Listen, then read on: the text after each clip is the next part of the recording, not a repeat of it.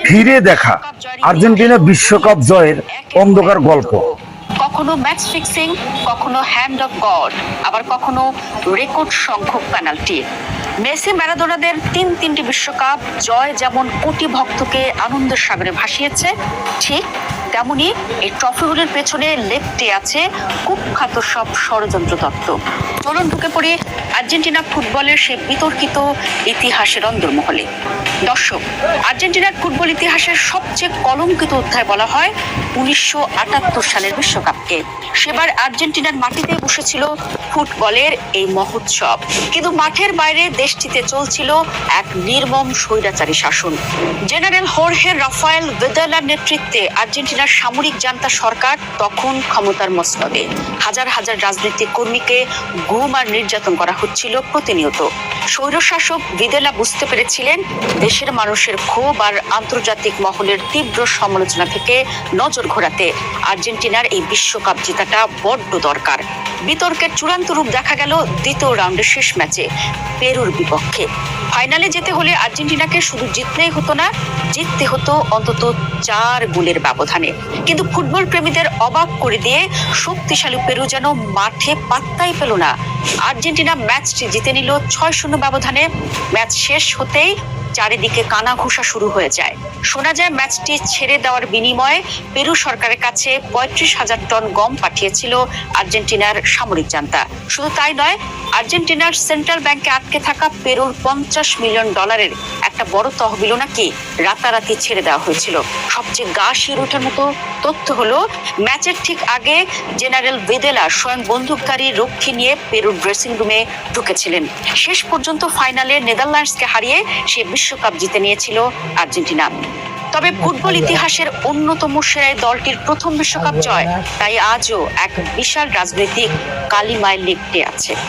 দর্শক, 1978 সালের বিতর্ক যদি হয় নিষ্ঠুর রাজনীতির, তবে 1986 সালের বিতর্কটি আদ্যপান্ত এক খ্যাপাটি প্রতিশোধের। 1982 সালে ফকল্যান্ড দ্বীপপুঞ্জ নিয়ে যুক্তরাজ্য আর আর্জেন্টিনার মধ্যে একটা রক্তক্ষয়ী যুদ্ধ হয়েছিল, যাতে আর্জেন্টিনা নির্মমভাবে হেরে যায়। এই পরাজয়ের ক্ষত আর্জেন্টাইনদের বুকে দগদগে ক্ষত হয়ে গিয়েছিল। ঠিক 4 বছর পর 1986 মেক্সিকো বিশ্বকাপের কোয়ার্টার ফাইনালে মুখোমুখি হয় এই দুই দেশ। ম্যাচটি আর কেবল ফুটবল রইল না, রূপ নিল এক যুদ্ধক্ষেত্রের। আর সেই যুদ্ধক্ষেত্রের প্রধান সেনাপতি ছিলেন দিয়াগো ম্যারাডোনা। ম্যাচের 51 মিনিটে যখন ম্যারাডোনা লাফিয়ে উঠে ইংল্যান্ডের গোলরক্ষককে পরাস্ত করলেন, তখন সারা বিশ্ব দেখলো এক অবিশ্বাস্য কাণ্ড। বলটি ম্যারাডোনার মাথা নয়, বরং তার হাত ছুঁয়ে জালে জড়ালো। ইংলিশ খেলোয়াড়রা রেফারির কাছে হ্যান্ড বলের আকুতি জানালেন, কিন্তু রেফারি সেটা দেখতেই পাননি। গোল হয়ে গেল।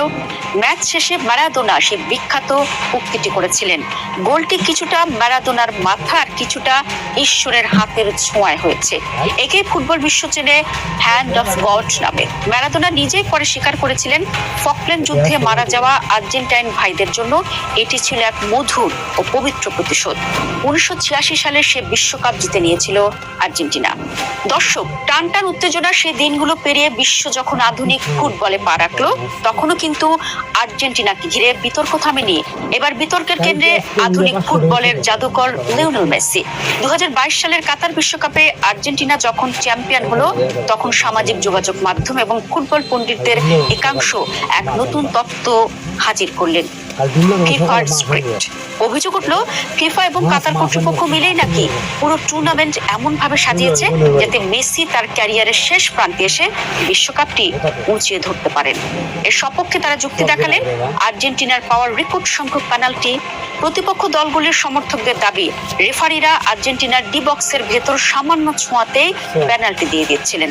এমনকি 2026 সালের চলতি বিশ্বকাপেও এই বিতর্কের রেশ কাটেনি। আলজেরিয়ার বিপক্ষে ম্যাচে লিওনেল মেসি প্রতিপক্ষের এক ডিফেন্ডারকে ফাউল করার পরও যখন রেফারি বা ভিএআর তাকে কোনো কার্ড দেখালো না, তখন আবারও চারদিকে রব উঠল। সমালোচকদের দাবি, ফুটবলের বাণিজ্যিক বাজার টিকিয়ে রাখতে, স্পন্সরদের খুশি রাখতে এবং বড় তারকাদের টুর্নামেন্টে বাঁচিয়ে রাখতে ফিফা এবং রেফারিরা আর্জেন্টিনাকে সব সময় একটু বাড়তি সুবিধা দিয়ে থাকে। দর্শক, ফুটবলকে বলা হয় দ্য বিউটিফুল গেম, কিন্তু আর্জেন্টিনার এই দীর্ঘ ফুটবল যাত্রার দিকে তাকালে বোঝা যায় এই সৌন্দর্যের আড়ালে প্রায় প্রায়শই জড়িয়ে থাকে রাজনীতি আর ক্ষমতার খেলা। দিন শেষে মাঠের ট্রফিটাই হয়তো ইতিহাসের পাতায় সোনালী অক্ষরে লেখা থাকে, কিন্তু এই বিতর্কের গল্পগুলো চলতে থাকবে অনন্তকাল।